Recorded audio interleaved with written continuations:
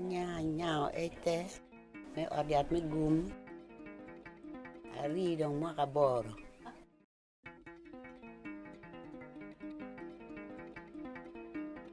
Angi mamari ye cholo apegi kwan atigi ya kanywali. Kuma pegi kwan gi fonya rama dong gi data jomo kwan. Iya yom ye ka kanyu ka mar cholo. Ni cholo yabuwa. Dan ti ye gi ngej mabe.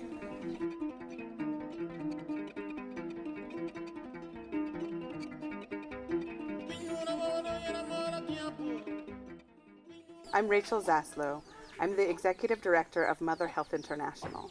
Mother Health International is an organization that's dedicated to helping mothers and babies have better pregnancy outcomes in areas where the maternal mortality and infant mortality rates are the highest. Mother Health International was formed in 2007 as a response to women and babies dying in childbirth, one as a result of the war, but also as a result of not having clear infrastructure for giving birth.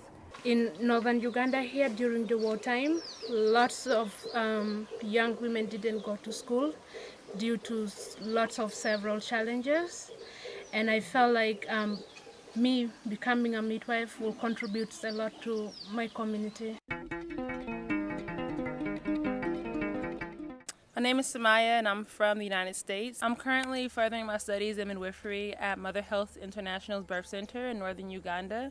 I chose this birth center because it is community-based and organized. One of our guiding principles is that traditional midwives are the frontline healthcare workers in our community. And even though they've been made illegal, they are still the women that do the majority of the work in birth in our rural areas. So in response to very bad outcomes and in response to midwives not having a place to have resources and ongoing training and support, Mother Health International helped to form a collective of local traditional midwives. So we have about 60 traditional midwives that work within this region to support the women of Atiak. And over the years, we've built this birth clinic, which you see behind me. This birth health center helps the community in Atiak, and the community and the mothers, they love this center very much. We find it essential not only to continue training them, but also to make them integral to the healthcare system itself. So instead of isolating them and pushing them out, we're bringing them in. And in doing that, we're showing that a partnership between traditional midwifery and nurse midwifery can create the best possible outcomes.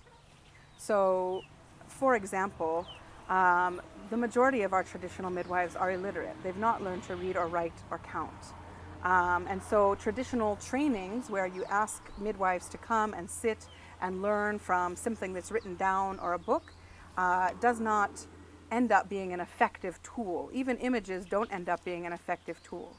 But traditional methods for remembering information when you cannot read or write is often through song and dance. So our collective records almost all of our protocols in song and dance, and the song and dance becomes the text. So we have songs here at the clinic for what to do if a woman is bleeding too much. We have songs for how to remember and what the signs are for a woman if she's dehydrated. We have songs for comfort measures in labor, how to make a mother feel more comfortable when she's in labor. We have songs for when to call and come to the health center. So each of our protocols is in a song, and this becomes sort of the backbone of our teachings and how the traditional midwives then carry on about their work. So I think recognizing and placing value on traditional methods of learning is really essential to the work that we're doing.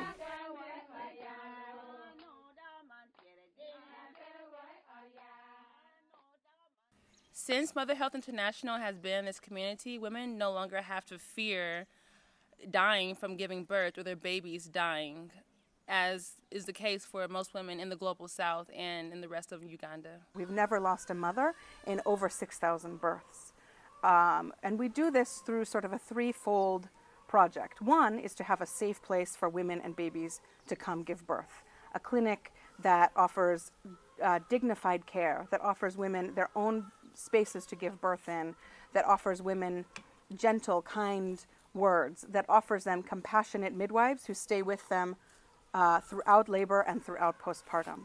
The second is recognizing that the women we're serving are subsistence-based farmers, that the women in our community cannot necessarily afford to leave their gardens or the water that they have to carry each day to come for prenatal care. We offer a program that we call our Midwives on Bikes. Each of our midwives has a bike, and they go out into the villages and offer prenatal care in women's own homes and local villages, and the local traditional midwives organize those women. When those women are reached for by their traditional midwives and they're reached for care, they're then given our phone number, and they're seen about once a month throughout their pregnancy and more frequently if needed. And when the woman is in labor, she calls our phone number. If she doesn't have a phone, she goes to her traditional midwife, and the traditional midwife has a phone and calls our labor line. And then our motorcycles with a sidecar attached go and pick the mother up in labor and bring her back to the clinic. In sub-Saharan Africa, many women deliver alone along the side of the road while trying to get to care, because if you're walking 8 or 9 or 10 miles or sometimes more to try to get to a health attendant, and it's your 7th or 8th baby, you're not likely to make it. So by picking women up in labor and bringing them to our clinic, we eliminate a lot of women giving birth unassisted in unsafe conditions alongside the road. We then support women throughout their birth, and then we bring them home at 24 to 48 hours postpartum, depending on the health of the baby, sometimes longer if the baby is very small. Mother Health International is unique in that it is a birth center in the Global South that is practicing gentle birth and has a collaboration that is very organic and fluid between traditional midwives in the community as well as clinically trained midwives.